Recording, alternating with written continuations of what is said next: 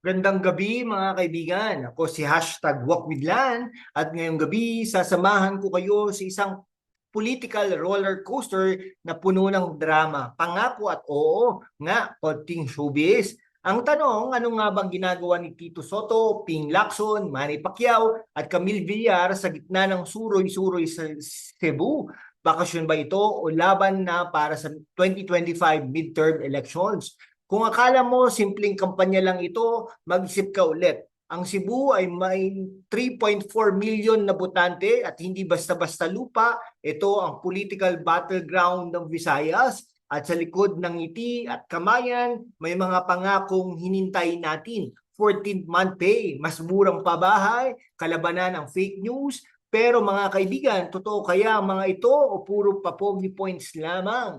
Ngayong gabi, sisirain natin ang bawat detalye. Titignan ang katotohanan sa likod ng mga pangako at siyempre bibigyan natin ng konting haplos na katatawanan. Dahil sa politika, kung hindi ka tatawa, iiyak ka na lang. Kaya sumama ka sa akin sa ilang minutong mga talakayan na puno ng laman, kulay at kulit. Alam niyo ba mga kaibigan, ang suroy-suroy ni Gobernador Gwendolyn Garcia ay hindi lang basta lakad-lakad sa probinsya. Ito ay isang heritage at political caravan na parang fiesta, may banda, may ngiti, may politika. Pero teka, bakit nga ba nakakapagod sina Soto, Lacson, Pacquiao at Villar sa pag-ikot ng Cebu? Simple lang, Cebu is kingmaker country. Sa 3.4 milyong botante, kung manalo ka sa Cebu, parang nanalo ka na ng kalahati ng laban sa Visayas.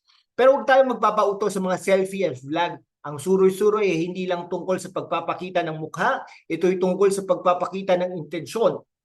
Ang tanong, ang intensyon ng alyansa para sa bagong Pilipinas, sabi nila, community-based leadership at rural development daw ang focus.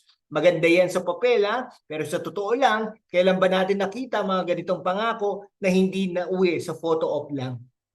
Ngayon, tingnan natin si Gobernador Gwen Garcia, siyang reyna ng Cebu at hindi yan exaggeration. Sa ilalim ng kanyang pamumuno, ang GDP ng Cebu noong 2023 ay umabot ng 411 billion pesos, 6% pagtaas. Kaya naman hindi nakakapagtaka na kahit sina Soto at Lacson, mga veterano ng politika ay sumaludo sa kanya. Pero teka hindi kaya masyado na magandang script na ito? Parang pelikula ni Direk Brillante Mendoza, magandang kuha pero may twist ba sa dulo?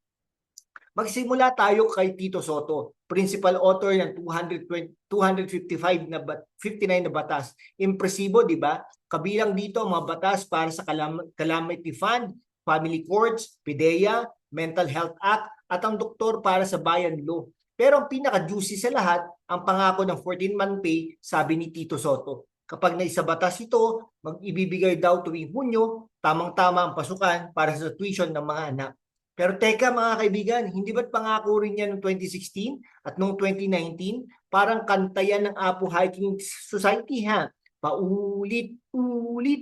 Pero hindi mo rin masisisi kung gusto mo pa rin pakinggan. Ang tanong, kaya-kaya ba talaga na ekonomiya natin ang 14-month pay? At bakit kailangan pang maghintay ng bagong termino para itulak ito?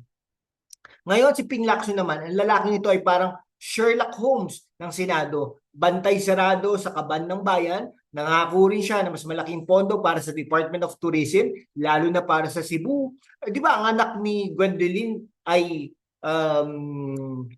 secretary ng DOT na isang tourism capital din. Maganda yan dahil ang turismo sa Cebu ay parang gulay sa carbon market. Sariwa at hinintay ng lahat. Pero teka, hindi ba't ang DOT budget ay laging napupunta sa mga ad campaign sa ibang bansa? Paano natin masisigurong ang dagdag pondo ay mapupunta talaga sa mga lokal na proyekto? Si Manny Pacquiao, ang pambansang kamao, ay may dalang mensahe ng pag-asa. Labanan daw ang kahirapan at katiwalian. Pero Manny, paano? Alam natin na magaling ka sa boxing ring, pero sa political ring, kailangan ng mas malinaw na game plan. Ang tanong, ang mga pangako mo ba ay jab-jab lang o may knockout punch na kasama?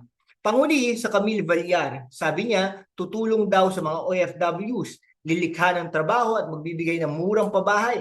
Parang continuation to ng Villar legacy, di ba? Pero teka, hindi ba't ang mga ganitong pangako ay laging nasa dulo ng bahaghari? maganda pero mahirap abutin. Ano ang konkretong plano para sa gawin ng realidad ang mga ito?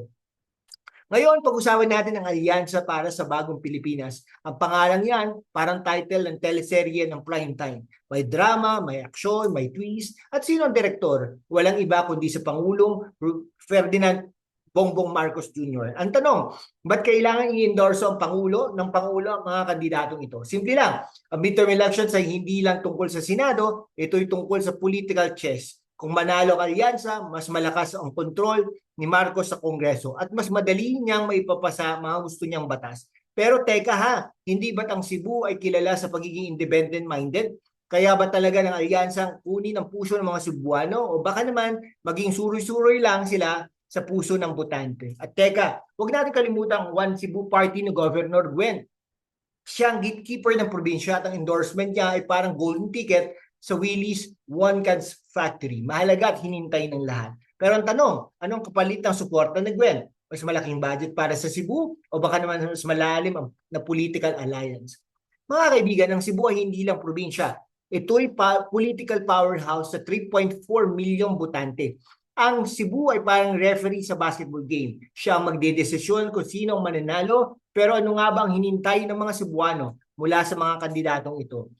Base sa mga usap-usapan, gusto ng mga Cebuano ng konkretong plano.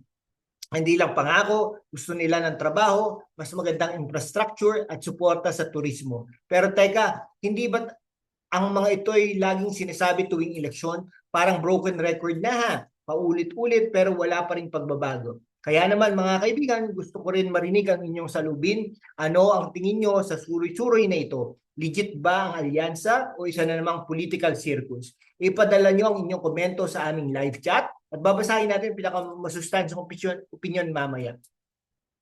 Mga kaibigan, ilang minuto na tayong lumipas at sana'y napuno natin ang laman ng inyong isipan. Ang suroy-suroy sa Cebu ay hindi lang simpleng kampanya. Ito'y laban para sa boto, puso at tiwala ng mga Cebuano. Pero bilang mga botante, ang tunay na kapangyarihan ay nasa sa atin. Kaya't habang papalapit ang 2025 midterm elections, itong hamon ko sa inyo.